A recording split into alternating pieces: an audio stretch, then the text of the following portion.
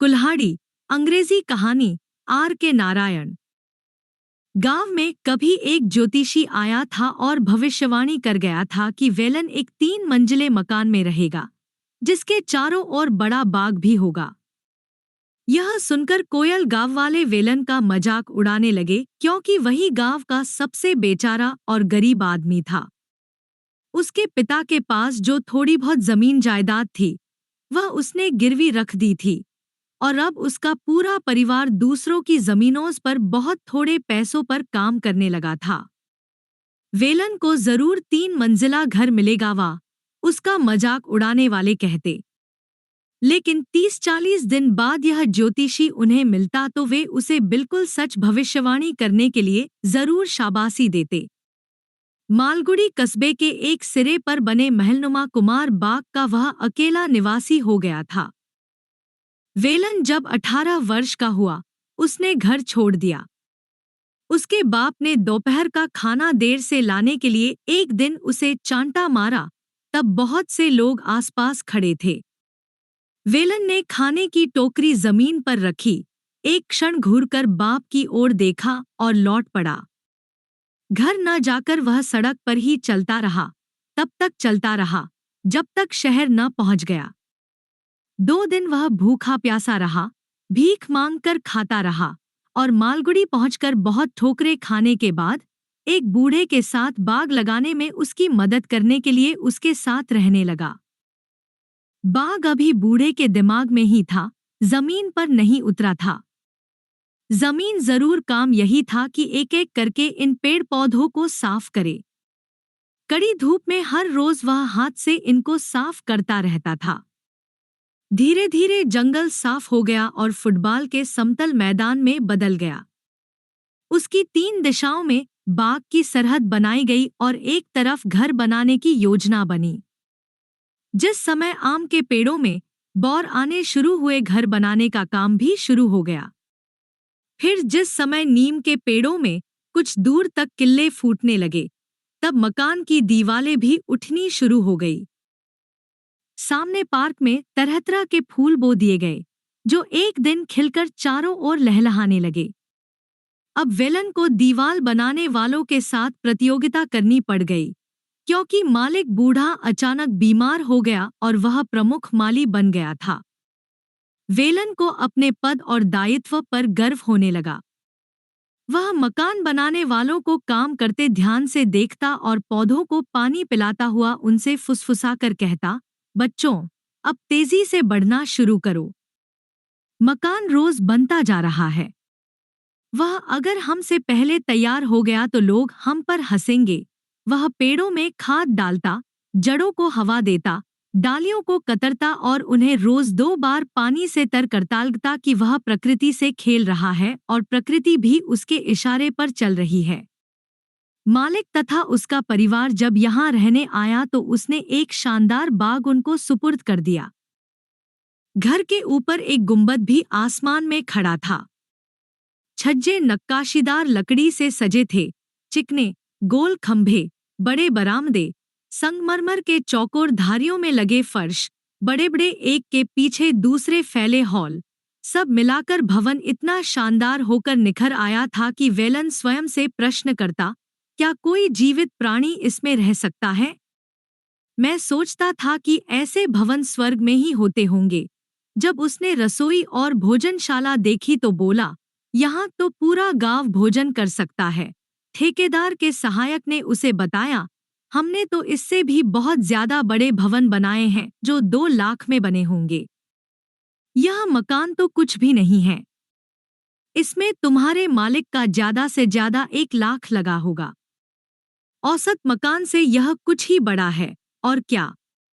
अपनी कोठरी में लौटकर वेलन इस मकान के विस्तार, शोभा और खर्च के बारे में देर तक सोचता रहा। उसका सिर चकराने लगा। फिर वह नीम के उग रहे पौधे के पास गया और उसे पकड़कर कहने लगा, तेजी से बढ़ो, छोटे मियाँ। कम से कम मेरी ऊंचाई तक तो पहुंची। मैं तुम्हें अपनी अंगुलियों से पकड़कर हिला सकता हूँ। उगो, बढ़ो, मोटे हो जाओ। तना इतना चौड़ा करो कि 2 जोड़ी हाथ उसे न घेर सकें।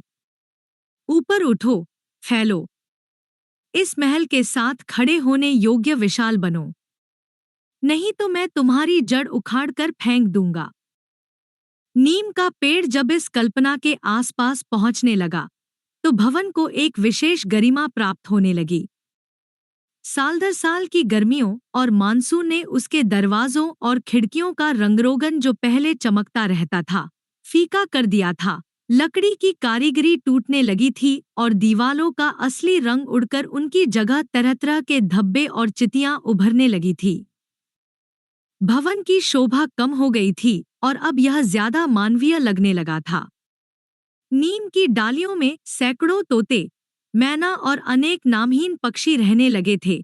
उसकी छाया के नीचे मालिक के पड़पोते और अभी भी युवा पोते खेलते और लड़ते झगड़ते थे।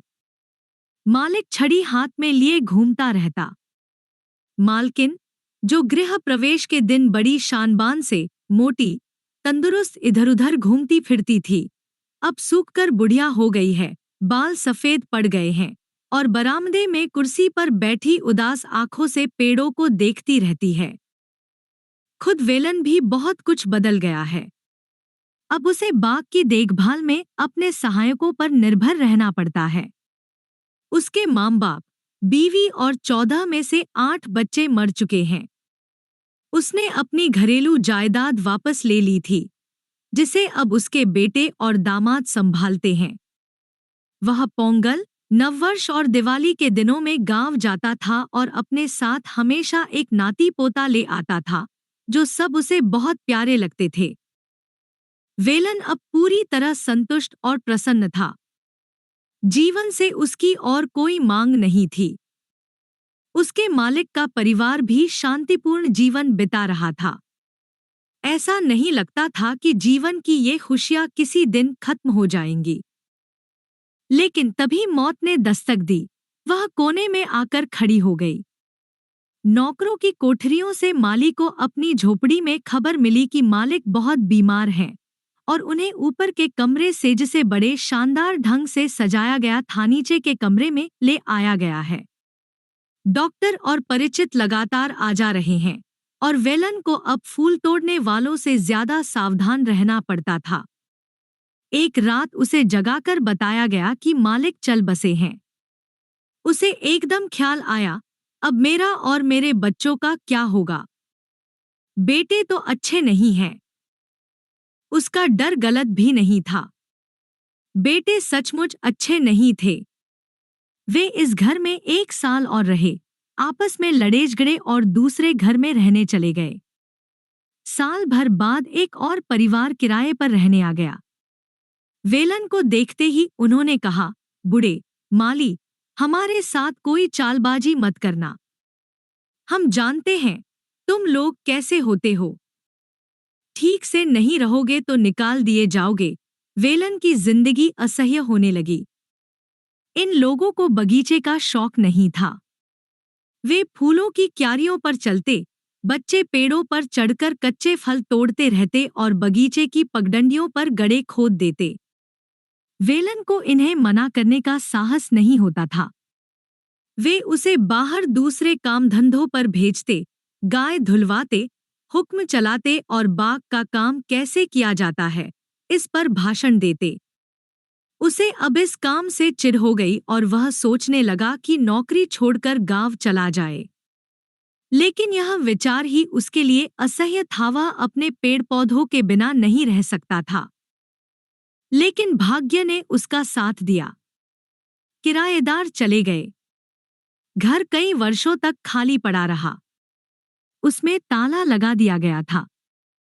कभी कभी मालिक का कोई बेटा आता और बाग में घूम घाम कर चला जाता। फिर उनका आना भी बंद हो गया। वे मकान की चाबी वेलन को ही दे गए।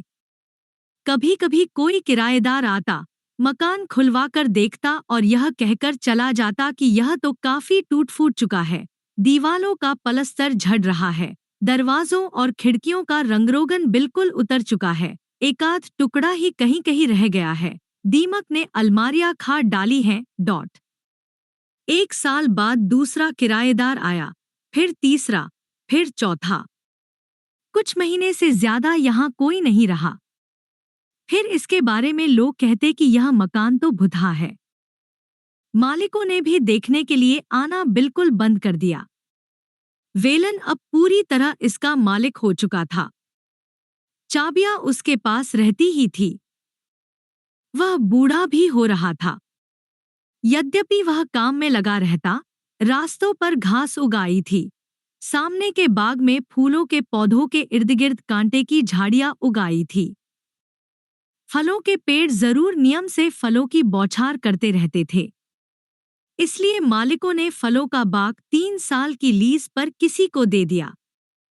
अब वेलन बहुत वृद्ध हो गया था। उसकी झोपड़ी में छेद हो गए थे और उनमें नया पुआल भरने की उसमें शक्ति नहीं रही थी। इसलिए वह उसे छोड़कर मकान के सामने वाले बरामदे में रहने लगा। बरामदा काफी बड़ा था और फर्श पर संगमरमर लगी हुई थी। बूढ़ा यहाँ क्यों नहीं रह सकता था? चूहे, चमगादड़ों से तो यहाँ रहने का उसे ज्यादा अधिकार था। साल में एकाध बार कभी मूड होता तो वह कमरे खोल खोल कर उनकी सफाई धुलाई करता। फिर उसने यह करना भी छोड़ दिया। इन बातों की चिंता करने के लिए वह बहुत बूढ़ा हो चुका था। साल गुजरते गए, कोई परिवर्तन नहीं हुआ। मकान को भूत बंगला कहा जाने लगा और लोग इसके पास फटकने से भी बचने लगे। वेलन को इस स्थिति से कोई शिकायत नहीं थी। उसके लिए यही ठीक था। 3-4 महीने बाद वह अपने बेटे को शहर भेजता कि मालिकों से तनख्वाह ले आए। यह इस प्रकार अनंत काल तक चलता रह सकता था। लेकिन एक दिन एक कार फाटक पर आकर रुकी और उसने हॉर्न बजाया। वेलन चाबियां लेकर वहां पहुंचा। तुम्हारे पास चाबियां हैं? फाटक खोलो, कार के भीतर से किसी का हुक्म आया। बगल में एक छोटा दरवाजा है, वेलन ने धीरे से कहा। फाटक खोलो कार के लिए।